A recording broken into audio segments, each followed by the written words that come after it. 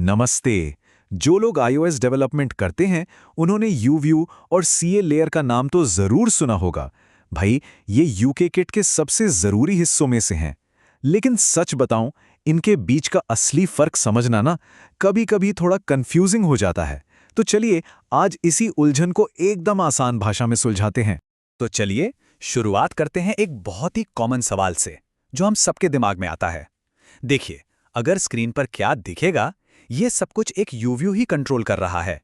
तो फिर हमें ये राउंडेड कॉर्नर्स या शैडो जैसे विजुअल इफेक्ट्स के लिए हमेशा उसकी डॉट लेयर प्रॉपर्टी को क्यों बदलना पड़ता है ना सोचने वाली बात? और यही सवाल हमें उनके असली रिश्ते को समझने में मदद करेगा। तो इसका जवाब यह है कि UView, वो अकेले काम नहीं करता। उसका एक छिपा हुआ साथी है, एक पार्टनर जो पर्दे के पीछे रहकर सारा विजुअल काम संभालता है। इसको ना एक टीम की तरह समझिए। UIKit में UView और CA लेयर समझिए एक बेहतरीन जोड़ी हैं। लेकिन किसी भी अच्छी टीम की तरह हर मेंबर की अपनी अपनी खास जिम्मेदारियां होती हैं। वो एक दूसरे के काम में दखल नहीं देते। तो चलिए इस कहानी के पहले किरदार से मिलते हैं, हमारा जाना पहचाना UView। टेक्निकली देखा जाए तो UView स्क्रीन पर एक रेक्टेंगुलर एरिया है, मतलब एक चौकोर जगह। लेकिन ये सिर्फ एक जगह नहीं है, बल्कि ये उस जगह के अंदर जो भी कंटेंट है उसका मैनेजर भी है। अब UView की जिम्मेदारियों को समझना बहुत जरूरी है। ये यूजर इंटरैक्शन मतलब टच वगैरह को संभालता है, ऑटो लेआउट के साथ लेआउट मैनेज करता है, व्यू हायरार्की का हिस्सा बनता है, और हाँ, दूसरे सबव्यूज को अपने अंदर भी रख सकता है। बैकग्राउंड कलर और अल्फा जैसी प्रॉपर्टीज भी यही देखता है। आसान शब्दों में कहें तो ये स्ट्रक्चर और इंटरैक्शन का बॉस है। तो बस सीधे सीधे कहें तो UView को एक इंटरैक्टिव कंटेनर की तरह याद रखिए। ये वो कंपोनेंट है जो यूजर को जवाब देता है, जिसके साथ यूजर इंटरैक्ट करता है। और अब मिलते हैं हमारे दूसरे किरदार से, CA लेयर। ये पर्दे के पीछे रहता है, उतना दिखाई नहीं देता, लेकिन उतना ही इंपॉर्टेंट है। देखिए, C लेयर जो है वो कोर एनिमेशन का एक ऑब्जेक्ट है। इसका एक ही काम है, कंटेंट को रेंडर करना, मतलब स्क्रीन पर बनाना, और विजुअल इफेक्ट्स को मैनेज करना, मतलब उसे सुंदर दिखाना।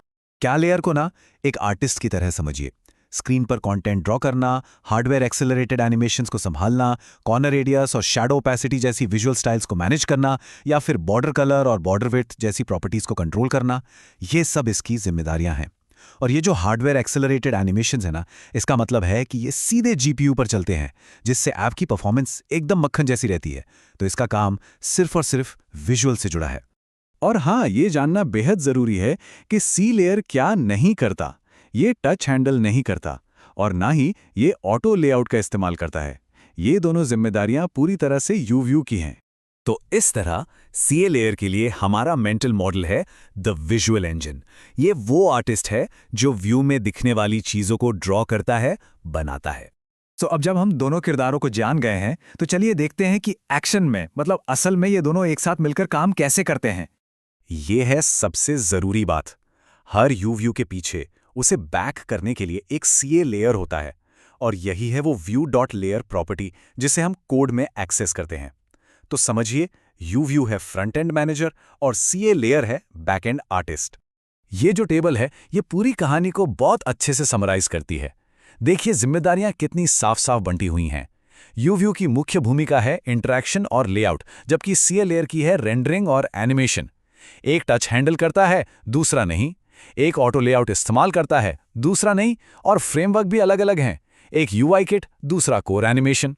इससे यह बिल्कुल साफ हो जाता है कि प्रैक्टिकल तौर पर इसका क्या मतलब है। मान लीजिए हमारा लक्ष्य है राउंडेड कॉर्नर्स बनाना, तो एक्शन क्या होगा? हम view.layer.corner रेडियस को मॉडिफाई करेंगे। अगर ड्रॉप शैडो चाहिए तो एक्शन होगा view.layer.shadow opacity को बदलना। और अगर टच हैंडलिंग करनी है तो एक्शन होगा UIView क्लास में मेथड्स को ओवरराइड करना। मतलब हर काम के लिए सही टूल चुनना जरूरी है। चलिए अब इन सभी जानकारियों को एक सरल लेकिन बहुत पावरफुल मेंटल मॉडल में समेटते हैं, जिसे हमेशा याद रखा जा सके। बस ये याद रखना है, UIView मतलब बिहेवियर, लेआउट और इंटरैक्शन, और CA लेयर मतलब ड्राइंग, एनिमेशन और इफेक्ट्स। ये सिंपल सा बंटवारा UI से जुड़ी लगभग हर प्रॉब्लम को सॉल्व करने में मदद करेगा। और आखिर में, ये सिर्फ कोई थ्योरी नहीं है, इस फर्क को समझना यूआई बग्स को सॉल्व करने और रेंडरिंग को ऑप्टिमाइज करने के लिए बहुत ज़रूरी है। ये बेहतर ऐप्स बनाने और मुश्किल बग्स को ठीक करने में मदद करता है। और हाँ, ये एक बहुत ही आम iOS इंटरव्यू क्वेश्चन भी है। तो अगली बार जब कोड में view.layer टाइप किया जाएगा तो ठीक ठीक पता होगा कि ऐसा क्यों किया जा रहा है।